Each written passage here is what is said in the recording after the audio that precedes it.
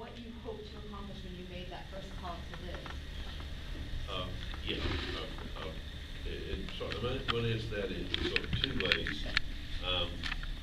The first part is Liz and I go way back, and she was on that board at Drayton Hall and so forth. So I read of the tragedy, went down to Mother Manual. We've been to services there to pay my respects, and I was just struck by the overflowing of grief, hope, and sympathy for Mother Manual, and in grief and hope.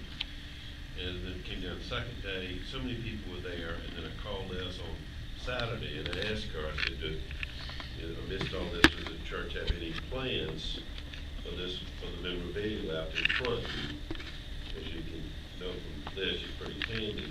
She said, no, Joy, we really lived through grief, which is true, and I wasn't asking that, I was trying to get, what can we do to help?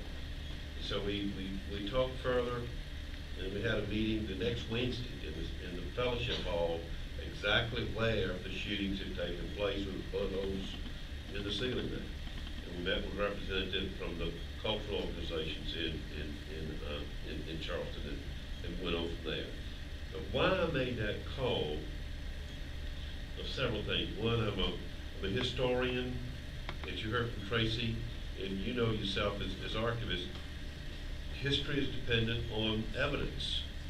If we don't have the evidence, we don't have history. What separates history from fiction is evidence. So here was an abundance of evidence in front of the church. I'm also a Vietnam veteran. The memorial always touches me when I go because I see the physical evidence left in front of the memorial. So I was deeply touched personally. And also history is about choices.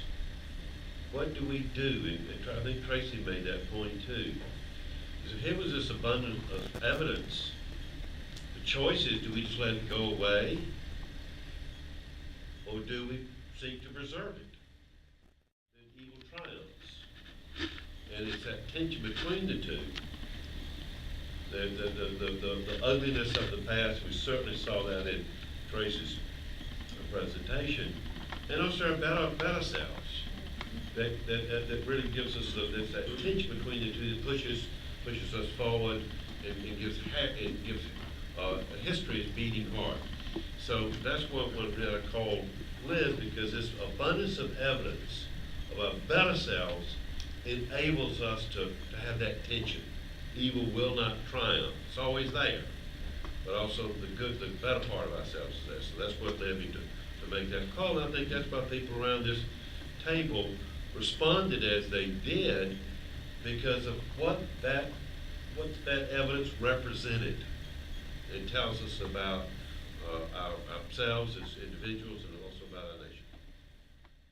The difference there is the Historical Society of Central Florida, but because that it was public property, well, with the manual that was in front of the manual at the Pulse nightclub in Orlando, that was a public practice on the street. So it was a private nightclub on the street. But it took 2 weeks before the city and police would allow the Historical Society to begin retrieving artifacts. While we began a week later. Unfortunately, it had rained from that Wednesday to that Wednesday night. We began retrieving artifacts. It had rained. It rained that night. But so that's why we need this. We talk about this plan, because every situation is different, and that's why you need to. So if we're fortunate, we're different. What happened in Manual is going to be different from the Pulse nightclub, and then what's happened at Parkland and at Sandy Hook. They just decided no memorials, tear the school down. Go. Let me get that real quickly, just what you were saying, because this is where this template, where preparation in your community outreach as archivists is so important, because Liz has candidly said, had she not known who I was, and I called up and, here's this white guy calling up and said, look, how about your artifacts, in front? She said, bug off, man.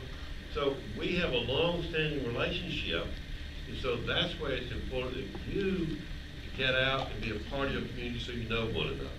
Relationships are so important.